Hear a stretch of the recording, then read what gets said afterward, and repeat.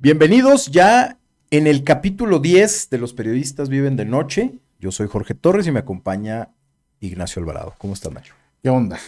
Oye, a ver, hoy no está Sonia del Valle, hoy tuvo cosas que hacer más importantes que venir a Anda este atendiendo a los, espacio. ando atendiendo a los oligarcas de este Anda país. atendiendo a los oligarcas, efectivamente. Pero bueno, vamos a entrarle nosotros. Hay varios temas que tienen que ver con la prensa, que tienen que ver con el poder, la relación tan compleja de la prensa y el poder en este sexenio, eh, y cómo a partir de las últimas semanas se ha configurado ya, pues esta idea, por un lado, de que la prensa norteamericana, sobre todo la norteamericana, porque son los medios que más han publicado y se han centrado en un relato que ya hemos criticado nosotros aquí, de falta de rigor, de que no hay evidencias, en fin, pero finalmente hay un relato que relaciona al presidente de la República o que busca relacionar al presidente de la República con el crimen organizado. El tema de financiamiento en la campaña del 2006, posteriormente el tema de la campaña en 2018, en fin, es el mismo relato, es la misma historia en diferentes medios. Primero fue Inside Crime, ProPublica, por ahí se coló Dolce Vele también, con una columna, ¿no?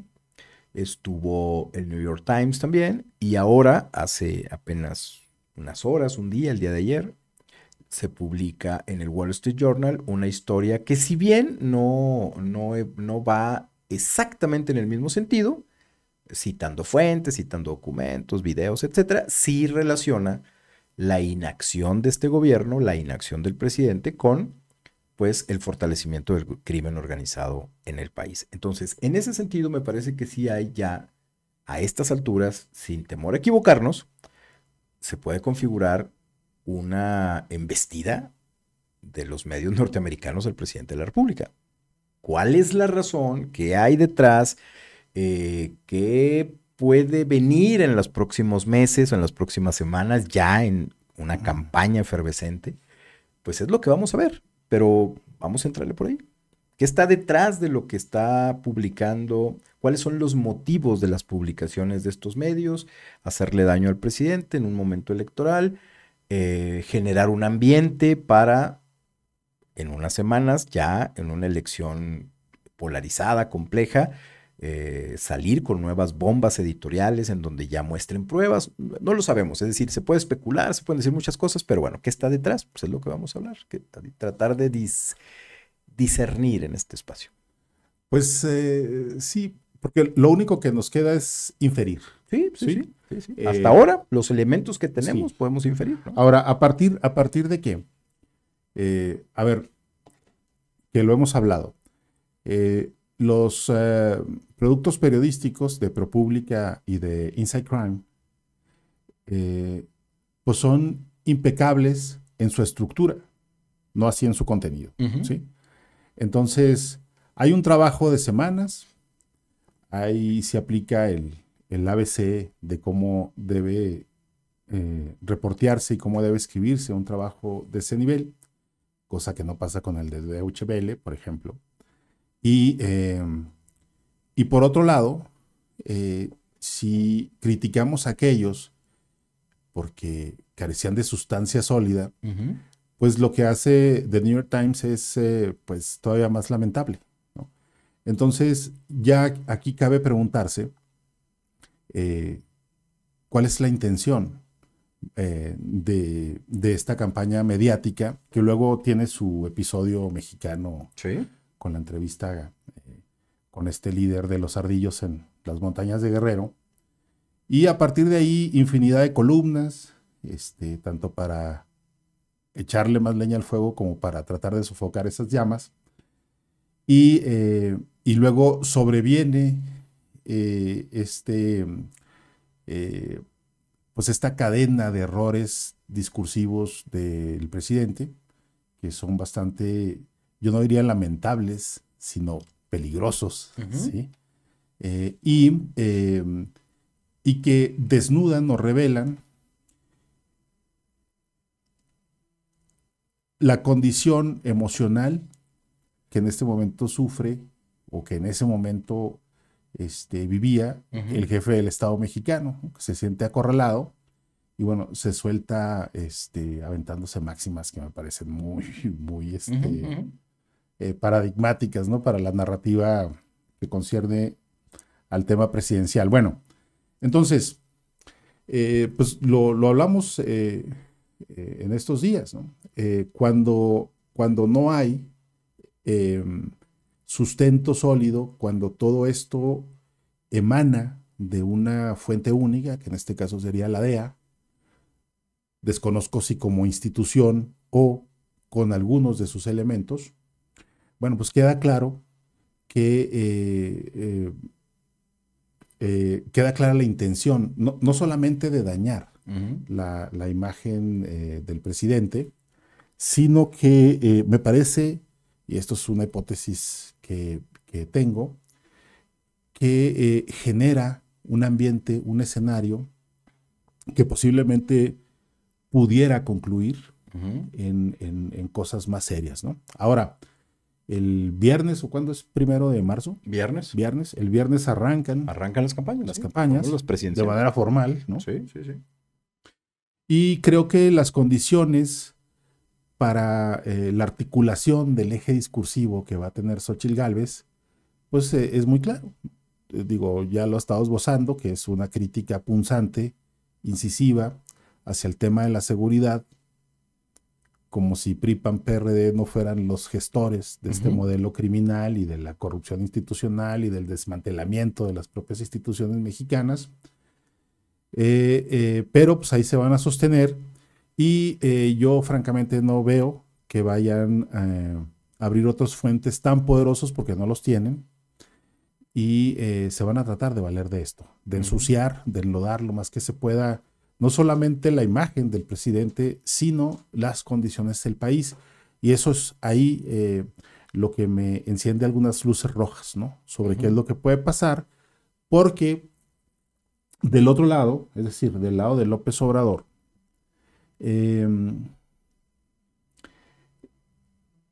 no solamente en su función como mandatario ha maniobrado para frenar, por ejemplo, o retrasar ciertos apartados que nacen de la reforma energética, sino para reconfigurar también el modelo de la seguridad pública nacional, ¿no? Para sustraer, dice él, a las Fuerzas Armadas de lo que eran operaciones frontales y letales en contra pues de civiles, fueran delincuentes o no. Y todo ello que de por sí ya trastoca o lesiona intereses muy poderosos, lo ha hecho también pues con mucha sorna, siempre burlándose, siempre cocoreando. Entonces, cocoreando es provocando. Provocando, ¿sí? Es como el clásico testereo, como decía el presidente. ¿Te acuerdas que decía los testereo? Sí, es el clásico. Testereo, bueno, pues es provocar. Es el clásico que le pega las rejas con un palo para hacer encabronar a los perros bravos, ¿no? Sí. Y mientras no traspasen la reja, pues todo está bien. Pero parece que ya la están saltando. Y aquí el tema es que más allá de los intereses que haya lesionado, que pudo lesionar en su gobierno, se encargó él de profundizar las emociones públicas, sobre todo en aquellos que no lo soportan, ¿no? Y total, todo ello ha creado un clima que me parece muy oscuro, muy denso, y que creo que van a marcar la tesitura de las campañas políticas, porque, pues hay que decirlo, ya, digo, antes de que se hicieran las asignaturas, ¿no?, de candidatos, candidatas, pues ya se habían despachado a más de 12, ¿no?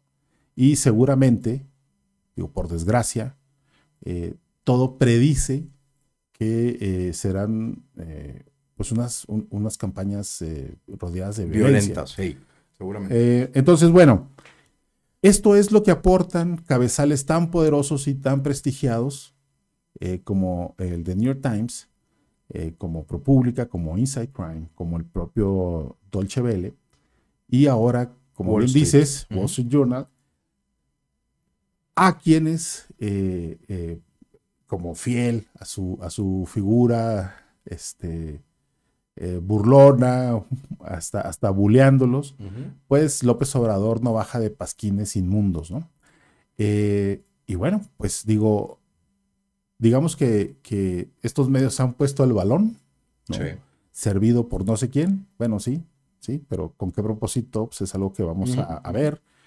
Y pues ahí se están despachando todos los críticos del presidente. Hay un detalle, hay un dato que tú mencionabas hace un momento que tiene que ver con la fuente de las filtraciones. Y generalmente se atribuye, o se había estado atribuyendo a la DEA, porque en términos estrictos, la DEA habría sido, digamos, la punta de lanza de las investigaciones que se supone, o por lo menos hasta lo que sabemos, eso sí es real. Sí hubo investigaciones que se abrieron, pero pues se cerraron por no... Y ahí es donde está la controversia, ¿no? Para muchos se cierran simplemente porque no hay evidencias. Para otros, entre ellos los autores, se cierran por razones políticas. Esa es la parte que todavía no, digamos, los espectadores no podemos definir con certeza realmente por qué se cierran esas investigaciones. Pero hay un detalle que llama la atención cuando hablamos de la DEA, cuando el cuando New York Times dice, por lo menos esto lo dice fuera del reportaje, lo dice, o creo que en el reportaje también lo cuenta, pero yo lo escuché después, en una entrevista que le hacen a la autora del reportaje de New York Times, en donde le preguntan, o más bien le hacen un comentario sobre el tema de la DEA, en fin, y ella dice que no es la DEA la que le da la información. Ella atribuye la información que publica el New York Times a fuentes del gobierno norteamericano. Esto, digamos, puede parecer... Bueno, eso es hablar en abstracto y tratar de dotar de mayor fortaleza pues una información que, digo, sí o sí, está sustentada en interrogatorios que hace la DEA. No hay otra autoridad que interrogue narcotraficantes es a lo que voy. latinoamericanos, ¿no? Más allá de eso, puede parecer un dato irrelevante, ¿no? O un dato fácil de refutar, pero me parece que es un dato interesante, porque si lo que dice la periodista, que no tendríamos por qué no creerle, a mí me plantea un escenario ya más complicado. Es decir, ya no pareciera ser una simple venganza de la DEA o de ciertos agentes de la DEA para meter en problemas a un gobierno, sino si los filtradores de información que en su momento investigó la DEA son otros funcionarios de otros departamentos del gobierno norteamericano, pues ya te habla... O congresistas, Jorge. O ya te habla de que el interés político del gobierno norteamericano o del establishment norteamericano está tratando de desacreditar al presidente. De una parte del estamento político. A eso iba, no necesariamente, eso ya cambia un poco el panorama. O sea, es decir, ya no son 2, 3 agentes perdidos de la DEA tratando de incomodar a un mandatario, sino ya parece un establishment político donde sus funcionarios están planeando hacer daño, digamos, en términos de imagen pública primero, a un mandatario. Es que esta magnificencia con la que se conduce López Obrador, no solo hacia las élites mexicanas a las que señala como causantes de las condiciones del país, ¿no? Las que recibe, es la misma que ha empleado para referirse también a cierta parte de la clase política de los Estados Unidos. Digo, desde el gobernador de Texas hasta los congresistas de ala dura del Partido Republicano, pues López Obrador los descalifica, ¿sí? Les llama politiqueros, sí. Dice que México no es colonia de los Estados Unidos, que por primera vez tienen en la conducción del país a un político con moral, al que no van a ningunear, que él no se somete a nadie, que él no les tiene miedo. Entonces, bueno, empieza a descalificarlos de esa manera. Entonces, sí, seguramente, no solo dentro del Congreso, sino en otras áreas del gobierno o del Estado, ¿no? Norteamericano, pues seguramente tiene no detractores de discurso, sino gente que verdaderamente lo quiere ver sometido, ¿sí? Yo no hablaría de venganza, sino de una disputa abierta, ya ahora con mayor claridad, tanto dentro de México como en los Estados Unidos, para contaminar el proceso electoral que se viene. Ahora, si esto va a terminar en una condición tal que termine por prorrogar las elecciones, que es un escenario que para nada me parece absurdo, ¿no? En caso de un magnicidio. De un escenario de un magnicidio. De violencia. Sí, ¿no? sí, totalmente. Entonces, bueno, no creo estar exagerando cuando lo digo, me parece que todo es probable. O si no, se crean condiciones para que alguien se vea pulsado con la tentación de hacerlo dentro del país, ¿no? Ahora. Sí, esos son los riesgos siempre latentes, ¿no? Y siempre el riesgo es que haya violencia entre digamos, en este caso, entre grupos de políticos o hasta fanáticos. O hasta fanáticos, ¿no? Pero, y siempre, evidentemente, cuando esta violencia se desborda, siempre está presente, pues, el tema del magnicidio. Desde este país, desde hace tiempo, desde hace muchos años, está, pues digamos que tenemos nuestra presente, tenemos historia en ese ¿no? tema. Sí. El más reciente escenario de esta magnitud fue en los 90, en el 94, ¿no? Cuando atentaron contra Luis Donaldo Colosio, después que asesinaron a Francisco Ruiz Massieu, en fin.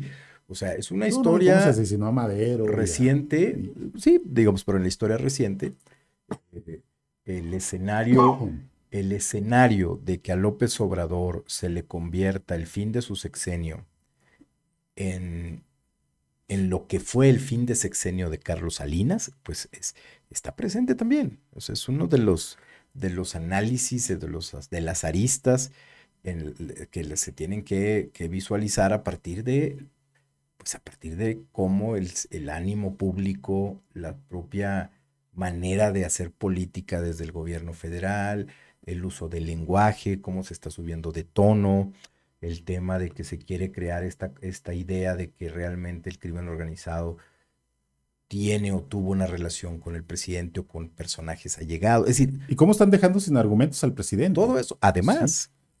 Sí. Porque en su propia jaula que él mismo arma, discursivamente hablando, él no ha querido explicar las aguas profundas del sistema criminal mexicano. De vez en cuando suelta ahí 2, 3 frases que permiten dimensionar algo, ¿sí? Ahora, esas aguas se le están volviendo pantanosas. Pues sí. Y luego fíjate.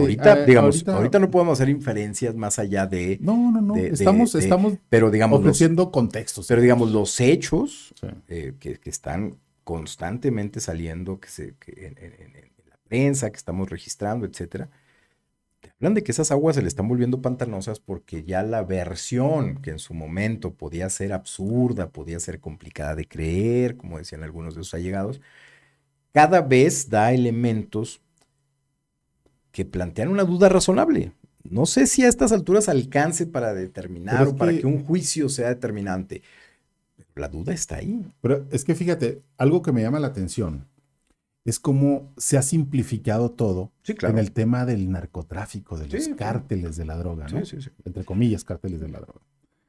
Y al hacerlo, haces más viable la construcción de una narrativa a posteriori, en un caso que se necesite, ¿no?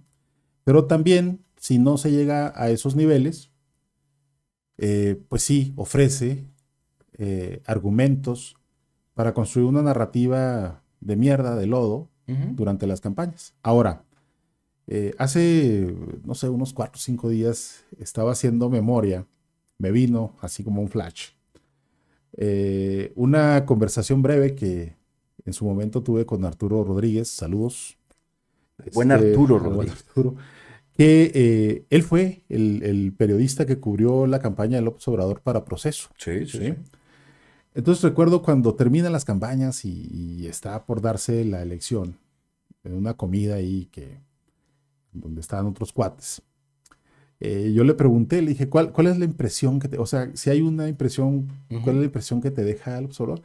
Y recordé mucho que me dijo Arturo en ese momento, eh, dijo, a mí me da la impresión de que López Obrador quiere que lo maten, de pasar a la historia como un mártir de la democracia. Y nunca me ha parecido descabellada la lectura Ole, qué fuerte. de Arturo, ¿sí? Y ahora me parece más vigente y más pertinente que nunca, ¿no? Porque constantemente el presidente hace ese tipo de alusiones, ¿no? A las figuras de Madero, por ejemplo, cuando vuelve ese pasado convulso en torno de la revolución, de Bueno, cómo se dan traiciones y asesinatos. acaba de pasar, te voy a interrumpir nada más Ujú. para contar esto. Acaba de pasar hace, no sé si fue el sábado o el viernes, no recuerdo, es un evento del presidente en donde, digo, no se lo puedes atribuir al presidente, pero pues difícilmente las cosas que ocurren en la edición de sus actos, pues no tengan que ver con o el presidente o su jefe de prensa. Acabo de pasar en un acto en donde la imagen que el usuario ve es al presidente de la República en primer plano cantando el himno nacional. Y de pronto la edición en el acto se hace una edición y se hace una especie como de difuminación del presidente y y aparece, digamos, la imagen tenue de Madero. Entonces, al tiempo que se difumina López Obrador, aparece Madero. Entonces, me pareció interesante. Es decir, por un lado, digo, no lo digo para señalar lo que estás diciendo, digamos, para fortalecer lo que estás diciendo, sino simplemente para decir, o sea, está en el ánimo de un personaje como López Obrador llegar a la historia como uno de estos personajes de la historia. Entonces ya hasta en sus actos, Bueno, desde la proclama misma de la Cuarta Transformación. Sí, su propio equipo de edición. Entonces ya es una cosa de locura. O sea, es decir, ya esta idea de se difumina López Obrador y aparece Madero. O sea, Ahora, desde luego sería una desgracia que sucediera algo ya así. Es un performance no muy es loco. deseable. Bueno, obviamente. Pero, sí, en vez, digo, así como López Obrador exige que los medios le bajen una rayita, pues digo que le baje el primero, ¿no? Porque sí me pareció un error irreparable, en el que se ha enredado el solo y luego, pues por más que le quieran hacer ahí un paro los cuates como Fernández Noroña y compañía, digo, él no puede bajo ninguna condición, ni él ni nadie, hacer una declaración del tipo... yo estoy por encima de la estoy ley. por encima de la ley. Pues, es un tema muy delicado. Sí. Bueno, creo que lo retrata. Al final de Sí, cuentas, ¿no? sí, lo retrata. Es como cuando dijo, no me salgan con que la ley es la ley. Es como cuando dijo al diablo las instituciones. Es decir, hay un personaje que se coloca históricamente por encima de la ley a partir y digamos que le emerge lo que representa. O sea, le emerge esa personalidad en momentos donde está francamente molesto. ¿Sí? Y bueno, pues digo, con ello no quiero decir que le falte razón cuando apunta y señala ciertas condiciones o ciertos grupos de interés, pero sí me parece que hay un exceso cuando filtra, porque no es la única ocasión que lo ha hecho, lo volvió a hacer hoy en la mañanera cuando habló de los sueldos, de los ingresos mensuales de Ramos y de Krause, por ejemplo. Porque ahí ya, digo, en esta onda de que él nomás gana 120,000 varos, pues ya quiere que todo el mundo gane el menos que él, ¿no? Y así no son las cosas. Ahora, si ese dinero se les paga a los conductores, pues sí, digo, son finalmente la cara de ciertas empresas. Ahora, sí hay otros que tienen esos ingresos por tranzas y por actos de corrupción. Bueno, pues es algo pues, que los investigue, pero no tiene por qué andar ventilando eso de manera pública, por mucho que diga que fuera máscaras y que los hipócritas por acá y los hipócritas, no. Eh, eh, pero bueno, esos son como boomerangs que luego se le están regresando. Digo, pues él dijo, pues yo di a conocer este número, pues para qué me lo mandan en una carta, o sea, ahora sí que, ¿para qué me invitan si saben cómo me pongo, no? Pero cuando se ventilan los números telefónicos del hijo, de Sheinbaum, entonces empiezan a hacer pues una pequeña llamado de conciencia, digamos, pero pues hay que decirlo. Digo, una cosa es que los datos personales, no solamente de periodistas, de políticos, de activistas, de académicos, de cualquier persona que se requiera, están disponibles para cualquier autoridad y para cualquier criminal, ¿sí? Sí. Ahora, que el presidente los haga públicos en su tribuna diaria, eso es otra cosa, ¿sí? Porque estos datos están protegidos por preceptos legales, constitucionales, ¿sí? Ese es el principio, me parece más importante.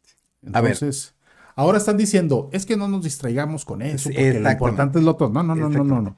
Todo forma parte del mismo mierdero, ¿sí? O sea, no puedes tú ser el presidente de la República y decir un día, no me importa la ley. No puedes autoproclamarte como una institución o una figura moral por encima de cualquiera, cuando lo primero que haces es un quebranto legal. Pues sí, yo quiero saber qué va a pasar el día que le digan a este presidente, el ciudadano común, las medianas empresas o lo que sea, no voy a pagar impuestos, simplemente porque no es parte de mi libertad no pagar impuestos. Digo, estoy exagerando, pero... Porque las instituciones que se van al carajo. Exactamente. ¿Sí? Es decir, esa parte, el presidente está, por un lado, es una especie como de Frankenstein, en donde por un lado es la mitad de un nacionalista exacerbado, pero por otro lado, asume el papel de pronto del anarquista que está en plena revolución, cosa que me parece muy irresponsable, ¿no? Entonces, pero bueno, ahí está ese asunto. ¿Qué hay detrás de la embestida del presidente? Creo que sí hay algo detrás que nos queda claro que está la primera etapa de lo que esté detrás, de cualquier estrategia política que esté detrás de eso, era generar un ambiente propicio. ¿Para qué? No lo sabemos, pero que ya está. Ya solamente hay que continuarlo. Por eso es muy grave el tema de los teléfonos también. Mira, Xóchitl Gálvez dice hoy, en una reacción política, me parece que un manejo de crisis interesante, lo convierte en algo positivo para su campaña, pero denuncia que sí hay una amenaza, entre varias amenazas, que le están poniendo atención porque ya es una amenaza muy violenta. Pero la mostró. No la mostró. Porque ahorita, Jorge, pues uno de sus propios colaboradores le puede mandar un mensaje muy grosero, muy elevado de tono. Pero sigamos en el terreno del ambiente que se genera, ¿no? Es decir, más allá de si sea cierto o no sea cierto. De cómo se abona. Sí, de cómo se abona. Independientemente de que ese mensaje haya sido muy violento y por lo tanto Xóchitl Gálvez está preocupada, bueno, ok. Sea cierto o no sea cierto, hay un ambiente. Y ella va a abrir campaña precisamente en uno de los lugares más complicados en este momento por cuestiones de violencia, que es Fresnillo, ¿no? Ahí va a abrir campaña el próximo viernes a las 12 de la noche, dijo que ahí va a estar. El ambiente político está como para que Xóchitl Gálvez abra campaña en Fresnillo, ¿no? Pues a lo mejor sí, porque ahí el problema es contra los Monreal, Jorge. ¿Sí? Yo lo sé, pero... Y hay una turbiedad enorme que envuelve a esa familia, y que no, a mí no me parece que sea una cuestión que no pueda resolverse desde una verticalidad institucional porque se supone que pertenecen a un mismo partido político. Ahora, No, pero a ver, ahora, pero si hay un... segunda cosa, Ujú. pues trae escolta, Xochitl. Sí, pues la Digo, traía no, Colosio. digo, sí, pero vamos, ese fue un, Es que aquí el punto ese es fue un ese. sabotaje, digamos. Aquí el punto es ese. Si el escenario que se está, digamos, propiciando, lo están propiciando fuerzas políticas oscuras para segundas partes de no sabemos qué, pues es evidente que no importa quiénes sean los generadores de violencia en Fresnillo. Y en este caso es que el escenario está listo para que una fuerza política oscura pueda generar un acto violento y después atribuírselo a los generadores de violencia en Fresnillo. Es decir, ese es el tema, ese es el riesgo de los climas como los que se han generado, ¿no? Sabemos que siempre que pasan este tipo de cosas violentas, terribles, al final no terminamos sabiendo a cabalidad qué ocurrió. No, desde luego que no. Nunca lo sabemos. Porque como dije ahorita, la narrativa se simplifica a un nivel Exactamente. tal que todo es atribuible a los cárteles de la droga. Exactamente. Y ese escenario está puesto para que eso Ujú. suceda. Ahora, a ver, vamos a pasar a otro tema. Vamos a pasar al tema que tiene que ver con... Sigue siendo el presidente y los medios, pero ahora es el presidente y los medios que él sí quiere. La semana pasada se dio a conocer una entrevista que le hizo una periodista radicada en España, una periodista rusa, Ina Afinogenova, Ujú. que ahora trabaja para un portal que se llama Canal Red en España. Previamente había trabajado en Russia Today, en RT, en español, y bueno, pues ahora está en Canal Red. Esta periodista consigue una entrevista con López Obrador y se publica. Ujú. Una entrevista que desde mi punto de vista, pues es muy criticable en términos de, pues si es periodística o no es periodística. Pero quiero saber qué opinas. Pues mira, habría que comenzar eh, por decir que una cosa somos los mexicanos Ujú. y cómo medimos como mexicanos al presidente en turno, en este caso a López Obrador, y otra es si lo conocen en el resto de Hispanoamérica, Ujú.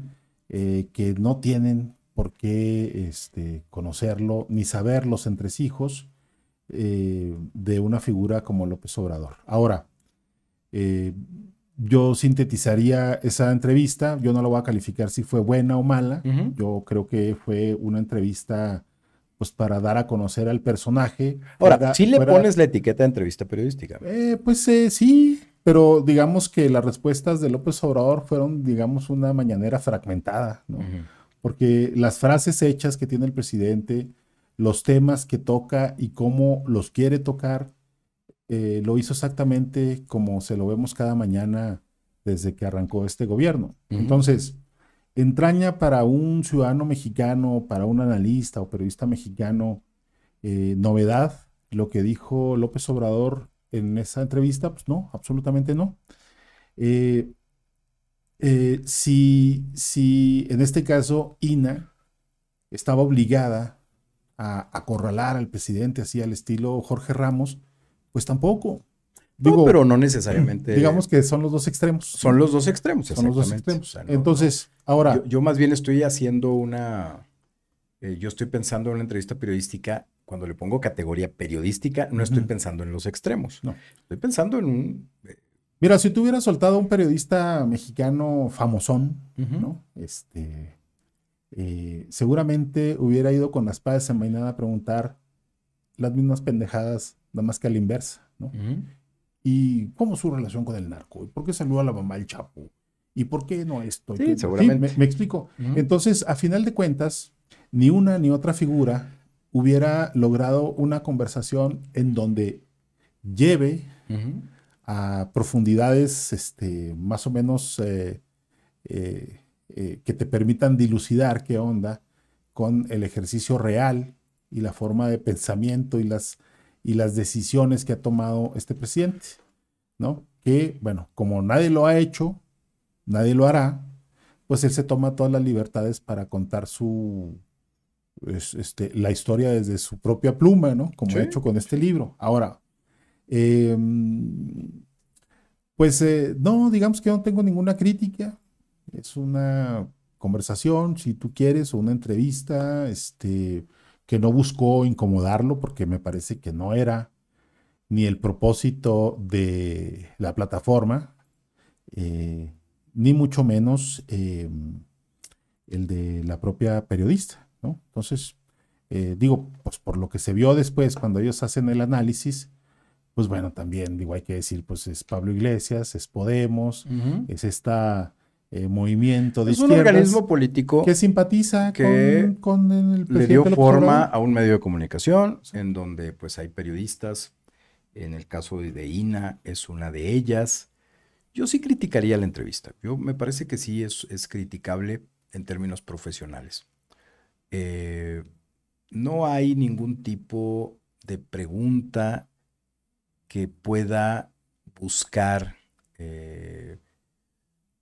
digamos, saber acerca del personaje. Tú lo mencionaste. A ver, Jorge, Es pero, una mañanera de 2 horas ¿no? sintetizada, digamos, ese es el tema. A lo mejor, mira, si llegara un Ahora hay que extraterrestre a la decirlo, Tierra y hay que dijera, decirlo. Me parece que es el tono con Ujú. el que se hacen entrevistas en varias plataformas que tenemos aquí en el país, sí, cuando sí, se entrevista a políticos afines, pero eso no quiere en decir que fin. está bien. No, no, no. O hay otros, por ejemplo, como el Julio Astillero, que, bueno, pues ahí puede ser más incisivo, puede cuestionar, puede incomodar, ¿sí? Pero, pues digamos, son estilos. Son estilos, pero son estilos criticables. Que yo sí no le pondría la categoría periodística a la entrevista. Me parece que es una conversación en donde se trata de simplemente que el presidente, pues ya ni siquiera que se luzca, pues más bien que sintetice lo que ha hecho en los últimos 5 años en su mañanera, que lo sintetice en 2 horas. Ni Porque, siquiera le disfrazó como Ramón Alberto Garza cuando entrevistó a Salinas de Gortari. a ver, ¿cómo estuvo? No, bueno, pues en su momento, cuando era el director de Reforma, pues hace esta entrevista con Carlos Ah, Salinas. claro, ¿no? aquella entrevista, En donde, pues, si acaso deslizó una preguntilla sí, que exacto. pretendió ser Sí, puntiaguda, pero pues en realidad no. fue una entrevista a modo. Pero digo, básicamente. pues, Que en aquel entonces los tenía que ya una... tenemos más edad, pues recordaremos las entrevistas, y si no, ahí está YouTube, que se aventaba el buen Jacobo Zabludowski. Sí, ¿No? sí. Pues entrevistas ahí sin ninguna intención de joderle la vida a nadie.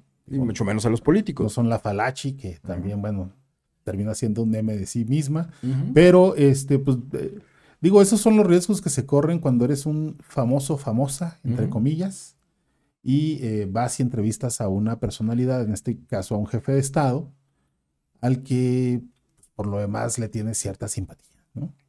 Pues yo diría mucha, ¿no? Por las formas, por el rostro, digo, un afán entrevistando a un personaje que... Pero no, yo sí me quedo con una idea muy diferente a lo que debió haber sido una entrevista. No se trata, por supuesto, tampoco quería que se fuera al extremo de Jorge Ramos, ¿no? Que es un estilo básicamente en donde yo luzco, ¿no? No el entrevistado. En donde yo soy el cabrón. Yo soy el que no se periodista, deja, rebelde. Eso me parece muy infantil ya a estas alturas. Yo, ¿no? cuando representa Univisión y sus Y intereses. todos los intereses que representa Univisión, ¿No? todos los intereses Claro, que representa un conglomerado de esa magnitud y todos los intereses que puede representar el propio Jorge Ramos en estos momentos. Exacto. Entonces, pero sí, yo creo que sí queda de ver si le da. Ahora, fíjate, queda de ver si le reconocemos la categoría de una periodista profesional a INA. No queda de ver si simplemente pensamos de ella que es una propagandista. Mira, ¿no? yo creo que sí hace falta, pero nos vamos a quedar con eso, Uh-huh. de un periodista, una periodista que lleve a cabo una entrevista inteligente, inteligente con, en este caso, López Obrador. Repito, eso no va a suceder. Y con las candidatas, porque son las que bueno, vienen. sí, pero estoy exacto, de acuerdo pero de una manera la que va a quedar pendiente es la de López Obrador, porque no creo que se dé. Documentada. Ya prometió que se la va a dar a a una radio comunitaria. Sí. Ya dijo que eso despojado, iba a ser. Pero no, me parece que no va a ser una entrevista interesante. Pues despojado de ánimo, Ujú. tanto fanático como de adversario, ¿no? Y yo creo que ahorita en este momento en México no veo, primero, que las condiciones dentro del gremio estén para Para eso. eso, claro, Quizás sí, claro. puedo equivocarme, pero a final de cuentas yo creo que la pregunta es, ¿a ti como periodista te interesa una entrevista con López Obrador? A mí no, me vale un No, a carajo. mí sí. No, a mí más bien Oye, me me que... interesaría el desarrollo de Ujú. trabajos de verdadera agenda periodística profunda, que tampoco ha sucedido, y esa es una deuda, en todo caso, del gremio, Es que tú eres del un gremio. periodista grande, Nacho. No, no, Yo soy pues, un periodista más mido un de 83, la si a calle. eso te refieres, pero Oye, a no, no, ver, no, estamos hablando de las grandes empresas periodísticas. me quedé pensando ahorita que dijiste que hablaste de los extremos, de Jorge Ramos, ya antes de irnos, de Jorge Ramos y no recuerdo a quién más mencionaste. Pues de INA. No, pero había otro, Jacob digamos, Zabludovsky. el extremo, algo así como el extremo pasivo, digamos. Bueno, sí, sí, sí. Y fíjate que me quedé pensando, dije, a ver, ¿cuál es el estilo de un periodismo, sobre todo en la entrevista, en el género de la entrevista, que me parece un género que se ha abandonado? Hablando ya en algún otro momento hablaremos de este tema más detalle, pero me parece que es un género dentro del periodismo que se ha abandonado porque el género pasó en este tema de la polarización y de cómo se ha entregado el periodismo a los intereses políticos, en fin, todo esto que sabemos. Se ha entregado a estos periodistas a modo, a estas entrevistas a modo, tanto a favor o en contra, es decir, puede ser a modo golpeando, o sea, puede ser golpeador, etcétera. Pero me quedé pensando en el estilo, me parece que el estilo que puede recoger una entrevista periodística en donde el interés público esté por encima de cualquier otro interés, eran estas clásicas entrevistas que hacía Mike Wallace en 60 Mm, minutos, mm. en donde había que exprimir a un personaje, en donde traían información relativa a un tema específico que se había investigado a fondo y en donde la entrevista ya tenía un sentido editorial muy No, pero poderoso. donde también, y esto es algo que no se puede echar en saco roto, donde el entrevistador Ujú. era un periodista o con mucha solvencia, Sí, claro. ¿sí? O con mucho peso mediático, Ujú, ¿sí? ujú. En México no tenemos una figura así. Pues no, digo, puede tener peso mediático, pero no tiene solvencia. Puede No, tener no. solvencia, pero no peso mediático, digamos. Yo creo que el último periodista que tuvo ese peso, este, Ujú. como tal, posiblemente fue Julio Scherer, ¿sí? Pero no Eh, tenía peso mediático en términos no, no, no, estrictos. no, pero él mismo convocaba, Sí, claro, claro. ¿sí? A la gente que se tiene que convocar para ver una entrevista de eso, más allá Sí, del gran público, sí, ¿no? sí. Y, eh, y bueno, con esto no estoy diciendo que no haya excelentes periodistas, ¿no? Sino estoy hablando de una figura con un peso tal, ¿sí? Ah, la Que entrevista que le hace tenga... a Marcos también me parece demasiado Ah, no, bueno, cursi, bueno, ¿no? no, no, pues, digo, Que, digamos, fue la pero entrevista televisiva que hizo sí, Scherer. sí, sí, pero bueno, pero más allá que eso, digo, pues igual mucha gente lo criticó Ujú. por esta que hizo con el Mayo Zambada, pero Bueno, que no fue, esa no, en estricto sentido no fue entrevista, fue un encuentro que él narra, sí, pero fue ¿no? un encuentro que dijo Puesto, mucho, claro, ¿sí? porque ahí está la habilidad del periodista también, Sí, sí, ¿no? sí, y está ahí sí la moral y la ética de un Y la periodista, solvencia, claro, sí, porque a profesional. cualquier otro a lo mejor le zorrajan un balazo allá por la sierra, O queda marcado como un periodista al servicio de, ¿me chayotero, explico? Pues sí, claro, sí, por sí, sí. supuesto, ese es el riesgo. Entonces, ahorita si tú piensas en cualquier figura televisiva, No, radiofónica, no, no hay esas no, no hay, figuras, no hay. ¿no? Cualquiera que se pare ahí estaría como con señalamientos de esto o del otro, Ujú. y dentro de los no famosos, digamos, de los periodistas no mediáticos, pues sí, hay varias, pero digamos, su especialidad no es la entrevista, ¿no? Y No, no hay esa figura de peso entonces que pueda tener un vis a vis con un personaje como sí, López Obrador. sí, sí, sí. Además, por lo mismo, la entrevista se ha abandonado, me parece que es un género que se abandonó por el periodismo mexicano. Las entrevistas que de pronto vemos en la prensa, pues son periodistas, digo, perdón, son entrevistas, Es con mucha entraña o sí, mucha entrega. o demasiado técnicas, ¿no? De pregunta-respuesta, en fin, me parece que hay un abandono del género, Pues un género muy relevante. sobre todo que las figuras no tienen ese peso.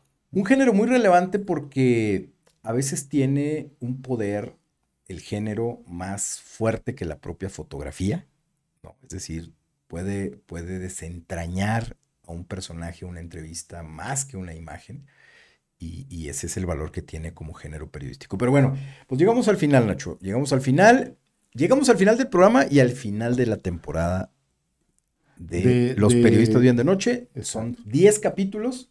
No estuvo Sonia, se perdió esta mesa.